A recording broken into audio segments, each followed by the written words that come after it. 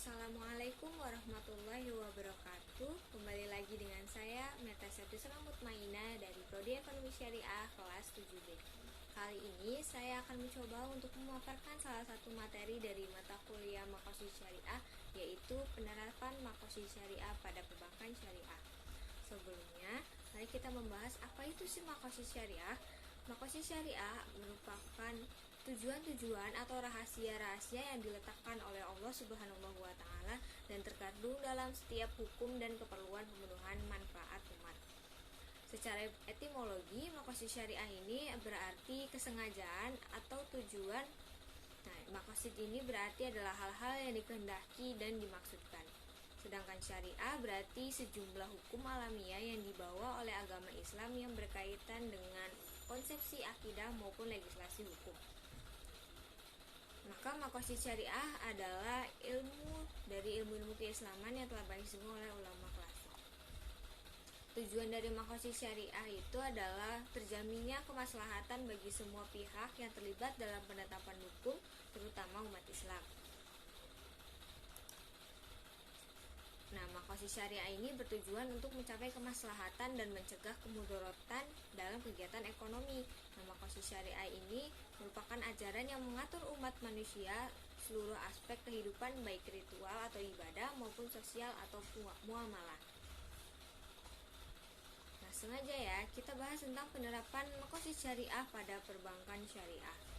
Berdasarkan Asy-Syatibi menjelaskan seluruh ketetapan hukum terdiri dari 5 bagian utama yang dikenal dengan al-duriyat al-hamah dalam rangka membentuk hukum yang ditekankan pada dipertahankan, menjaga agama atau hifz al-din, menjaga kejiwaan atau hifz al-nafs, menjaga akal atau hifz al-aql, menjaga keturunan atau hifz al-nasl, serta menjaga harta atau hifz al-nasl.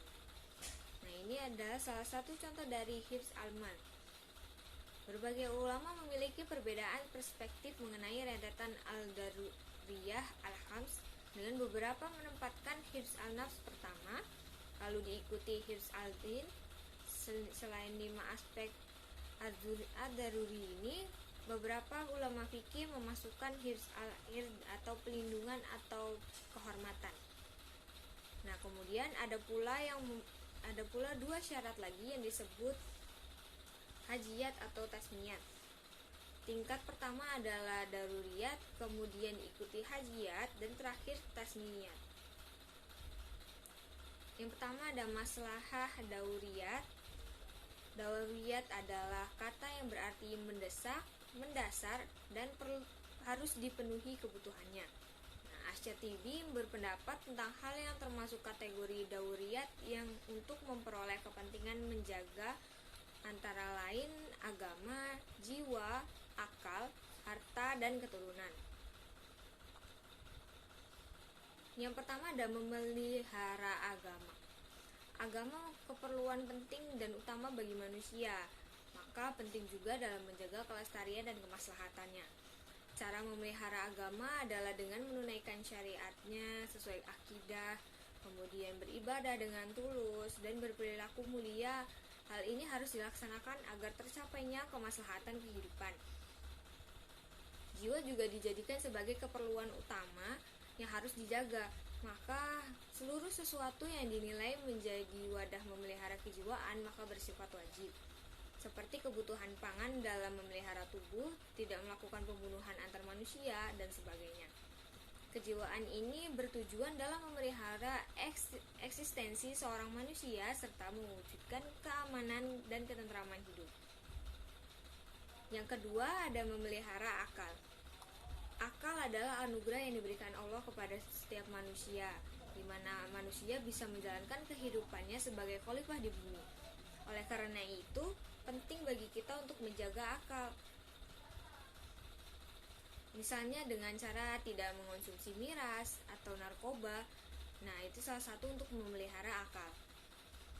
Selanjutnya adalah memelihara harta. Nah, harta ini salah satu hal yang paling dibutuhkan dalam keperluan hidup manusia. Dalam Islam diajarkan cara yang baik dan benar untuk pencarian dan pengelolaan harta.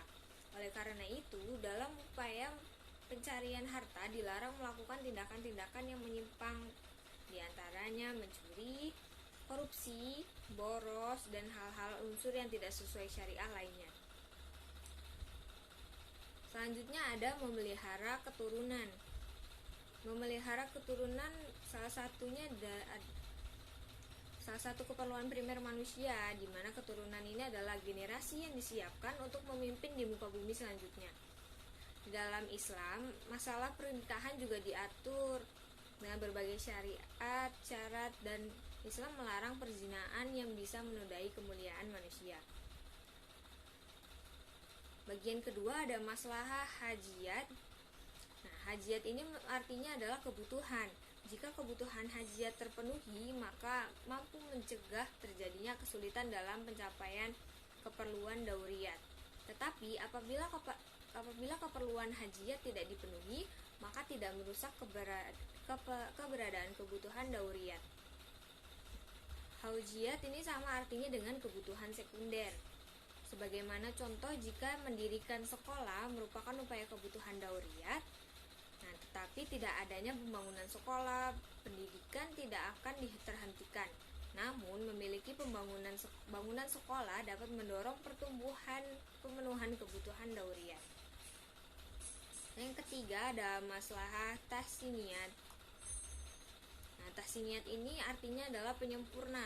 Dalam hal ini, tahsiniyat merupakan penyempurna kebutuhan dauriyat dan hajiyat. Maka dari itu, keperluan ini sering diartikan sebagai kebutuhan tersier, sebagaimana contohnya adalah mempercantik masjid.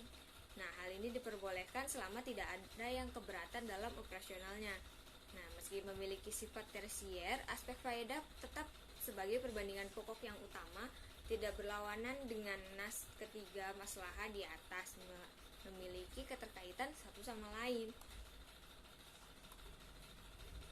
Nah, cukup segitu dulu ya pemaparan materi dari saya. Terima kasih sudah menonton. Wassalamualaikum warahmatullahi wabarakatuh.